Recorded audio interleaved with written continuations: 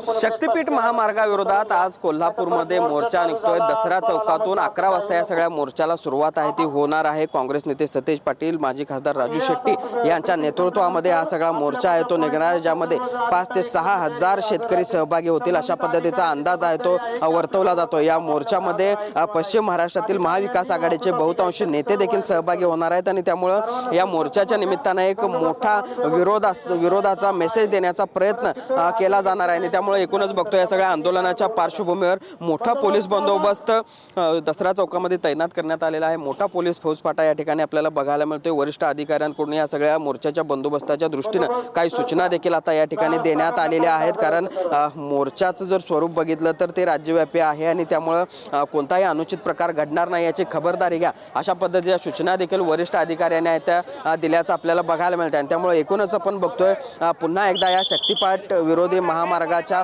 विरोधात जी काही धार आहे ती तीव्र केली जाते आणि त्याची सुरुवात आज कोल्हापुरातून या सगळ्या मोर्चांना होताना बघायला मिळते। भूषण पाटील, TV9 मराठी, कोल्हापूर।